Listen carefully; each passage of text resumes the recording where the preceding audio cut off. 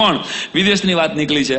મારે તમને જે કાઠિયાવાડ એરલાઇન જેના માટે આજે શ્રીરામ ટેલિફિલ્મ્સ હૉલમાં હું વાત કરવા આવ્યો. ધારો કે ગુજરાતનો વિકાસ આટલો બધો ઝડપથી થઈ રહ્યો છે.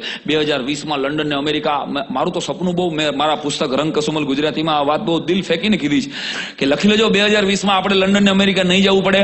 ઓબામાના તોળિયાઓ સુરતમાં હીરા ઘસવા આવવાના છે. આ મારું સપનું છે બિનભાઈ, લખી લેજો.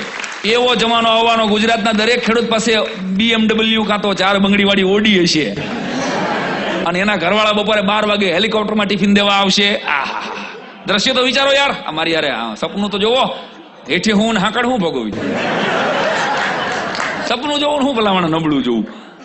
વિચાર તો કરો. ડર કરતા આકાશમાંથી ઉતરા રે ભોળી ભવાની માં, ઉતરા એવા નતરા રે ભોળી ભવાની માં. નીંદણ વાટીને વયા જશે.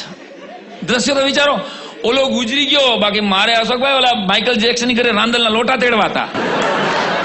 એ પેલા એ વયો ગયો. મારું સપનું છે એન્જલિના બેન જોલી જેવી બહેનો આપણી શેરી વાળવા આવશે અને એટલે આપણે વહેલાય ઉઠશું, કચરો કાઢી દેવા. મારું સપનું બહુ જોરદાર. તોળિયા બધાય ચટાપટાવાળા ચડા પહેરીને રાજકોટમાં, અમદાવાદમાં, અમરેલીમાં, કચ્છમાં સટલિયા છકડા રિક્ષા હાંકતા હશે. દ્રશ્યો તો વિચારો યાર. મારી યાર સપનું તો જોવો. પીટર ને, થોમસ ને, સ્ટીફન ને, કુક ને, એડવિડ ને, ડેવિડ ને, જોસેફ ને, મેકવાન ને, સ્ટર્લિંગ ને ચટાપટાવાળા ચડા પહેરીને ઉભા છે. 5 રૂપીસ ગાંધીગ્રામ. Anybody for ગોતા ચોકાડી? માતા પર ચોકાડી 5 રૂપીસ. નો બાર્ગેનિંગ પ્લીઝ ભાઈ. 2 મિનિટ તો વિચારો. ધોળિયા અહીંયા આવ્યા. શાકીરાબેન ને મેડોનાબેન ચણિયા ચોળી પહેરીને માતાજીના ગરબા ગાશે. વાઇબ્રન્ટ નવરાત્રી. અને ગરબા હશે કેવા? નદી કિનારે નાળિયેરી તમે બધાએ સાંભળ્યું હોય. એમાં ગરબા ઇંગ્લિશમાં ગવાશે. રિવર બેંક કોકોનેટ ડી રે બ્રધર કોકોનેટ ડી રે. First coconut, colourful coconut. First coconut, colourful coconut.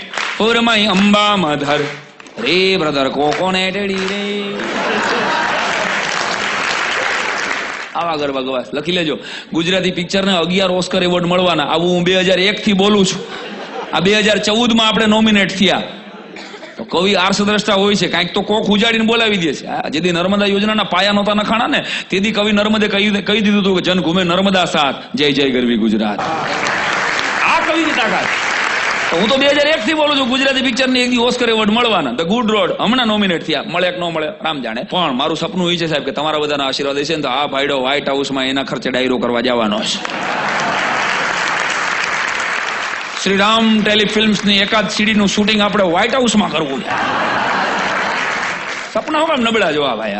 Life is a no push button. Dreams is a no expiry date.